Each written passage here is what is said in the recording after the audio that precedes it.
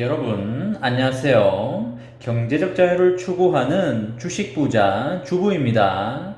저와 함께 삼성전자 장기투자로 행복한 노후를 만들어 가실 분은 구독과 좋아요를 눌러주시면 감사하겠습니다. 저와 함께 가시면 100% 희망찬 노후가 기다리고 있다는 말씀을 드리고요. 불안한 노후 저와 함께 걱정 없이 날려보내시기 바랍니다. 이번 시간에는 미친듯이 기대된다. 명단 제출 완료됐다. 이재용 부회장 드디어 나온다. 라는 내용으로 이야기를 해보겠습니다. 여러분 7월 21일 수요일입니다. 오늘도 행복하고 즐겁게 잘 보내시기 바랍니다. 오늘 날씨가 너무나 더운데요. 거의 35도 이상 올라가는 것 같습니다. 야외에서 일을 하시거나 야외 활동하시는 분들은 건강에 유의하시기 바랍니다. 오늘 같은 날에는 시원한 수박 화채를 먹으면서 쉬어가는 그런 하루를 보내면 어떨까 싶습니다. 오늘도 저는 너무 더워서 물을 2리터 정도는 마셔야 될 것 같습니다. 여러분, 지금 삼성전자에게 놓여있는 이슈들이 상당히 많습니다. 그 중에서 몇 가지만 여러분들에게 말씀을 드리면 파운드리 슈퍼사이클 이슈가 있고요. 인텔의 인수합병 이슈도 있습니다. 그리고 매출액 증가율에 관한 이슈도 있고요. 영업이익에 대한 이슈도 있습니다. 그뿐만이 아닙니다. 올해 4분기와 내년 1분기에 D램 가격에 대한 이슈도 있고요. 폴더블 폰에 관한 이슈도 있습니다. 이 외에도 삼성전자와 관련된 아주 많은 이슈들이 있는데요. 이런 복합적인 이슈들이 조화를 이루어서 외국인과 기관 그리고 국내 개인들의 수급이 이루어지게 되어 있고요. 그 결과치가 현재의 주가라고 보시면 되시겠습니다. 그리고 또 하나의 정말 무거운 주제가 있는데요. 바로 삼성전자라는 거대 항공모함의 오너가 지금 현재 없다는 것입니다. 오너 리스크로 인해서 삼성전자는 제 가치를 받고 있지 못하고 있고요. 그에 따라서 밸류에이션도 디스카운트 되어 있다고 보시면 되시겠습니다. 하지만 이제 이런 상황은 머지않은 시일 내에 다소 달라질 걸로 보여지고요. 이재용 삼성전자 부회장이 오는 8월 15일 광복절 가석방 심사 대상자 명단에 드디어 올랐다고 합니다. 이 명단에 올랐다는 게 뭘 의미하는 것일까요? 이 명단에 올랐다가 철회를 할까요? 그럴 확률은 제로라고 보여집니다. 이제 이재용 부회장이 나온다라고 보시면 되시겠습니다. 한동안 수면 아래로 가라앉았던 광복절 가석방 가능성이 이제는 현실이 되었다는 말씀을 강하게 말씀드리도록 하겠습니다.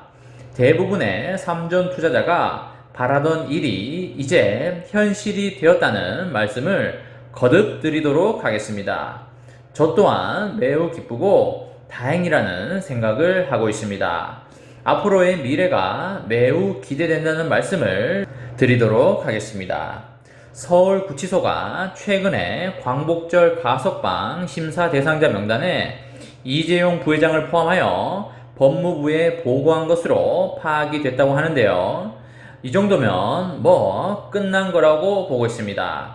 더 이상 이야기할 것도 없고 가석방 되어서 나온다고 보면 될 것 같습니다. 이제 이재용 부회장이 나와서 어떤 활약을 보여줄지 너무나 기대가 되고요. 여러분도 저와 같은 생각이지 않을까 그렇게 생각을 합니다. 오너가 있든 없든 알아서 잘 돌아간다는 말을 하시는 분들도 많은데 그 말씀도 틀린 말은 아닌데 그래도 오너가 있고 없고는 엄연히 다르다고 생각을 하고 있기 때문에 삼전의 미래에 매우 긍정적이라고 저는 그렇게 생각을 하고 있습니다. 가석방은 일선 구치소와 교도소가 예비심사를 통해서 출입 명단을 법무부에 올리면 가석방 심사위원회가 최종 심사를 진행하는 순서로 진행하게 되고요. 심사위가 표결을 통하여 가석방을 결정하고 법무부 장관 허가를 거쳐 절차가 마무리된다고 합니다. 여러분들 생각을 한번 잘 해보시기 바랍니다. 집권 여당의 대표가 이재용 부회장의 가석방에 하자가 없다고 했고 반도체 패권 전쟁 시대에 골든타임을 놓칠 수 없다는 뉘앙스 발언까지 했는데 법무부 장관이 이것을 철회를 할까요? 저는 그렇게 생각하지 않는다고 말씀을 드립니다. 그렇게 되면 집권 여당의 입장도 매우 난처해지고 국민으로부터 엄청난 공분을 사게 될 텐데 득이 되지 않는 그런 처사는 법무부에서 하지 않을 거라고 생각을 합니다. 이건 보나마나 가석방이 된다고 보고 있습니다. 심사위는 다음 달 초에 회의를 열고 광복절 가석방 심사 대상자들에 대한 최종 심사를 진행할 예정이라고 합니다. 의결은 재적위원 과반수 출석과 출석위원 과반수 찬성으로 이루어집니다. 위원회는 9명으로 구성되는데 위원장을 포함하여 4명이 당연직 위원이라고 합니다. 강성국 법무부 차관이 위원장을 맡고 구자현 검찰국장과 유병철 교정본부장이 당연직 위원으로 참여한다고 합니다. 법조계에서는 서울구치소가 가석방 심사 대상자 명단에 이재용 부회장을 포함한 것을 두고 청와대와 법무부 그리고 정치권과의 사전 교감이 있지 않았냐는 해석이 나오고 있는데요. 상식적으로 당연히 정치권과 청와대와 교감이 있었을 거라고 생각을 하고요. 그럴 수밖에 없는 게 이재용 부회장의 영향력이 엄청나고 대한민국 넘버원 기업의 오너이기 때문에 이번 사안은 누가 봐도 엄청나게 중요한 일이라고 보여집니다. 법무부 내부 사정에 밝은 한 관계자는 사회적 관심이 큰 상황에서 서울구치소가 단독으로 이재용 부회장을 가석방 심사 명단에 포함하진 않을 것으로 보여진다고 말을 하였습니다. 이재용 부회장은 지난 1월 국정농단 뇌물사건 파기환송심에서 징역 2년 6개월의 실형을 확정받으면서 서울구치소에 수감이 됐습니다. 이재용 부회장의 경영복귀 논의는 5개 경제단체장이 지난 4월 공동 명의의 사면 건의서를 청와대에 제출하면서 시작이 됐는데요.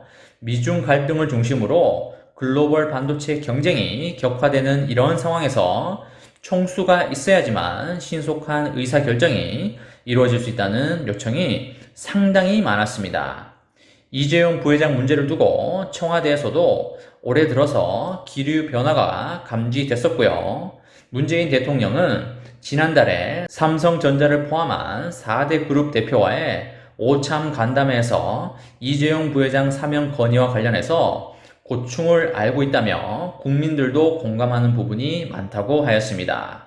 집권 여당인 더불어민주당에서 사면보다 가석방에 무게를 둔 발언이 상당히 많았고요. 송영길 민주당 대표는 이재용 부회장이 8월이면 형기의 60%를 맞춰서 가석방이 될 수 있다며 반도체 산업의 요구와 국민 정서 등을 고민하고 있다고 하였습니다. 정치적인 부담이 없는 상태에서 이재용 부회장은 법적 하자 없이 가석방이 되는 것이기 때문에 당연히 나오는 것이고요. 가석방은 100% 되는 것이고 이재용 부회장이 나오면 삼성전자에 부스터가 달리면서 뉴 삼성이 제대로 달릴 것으로 확신합니다.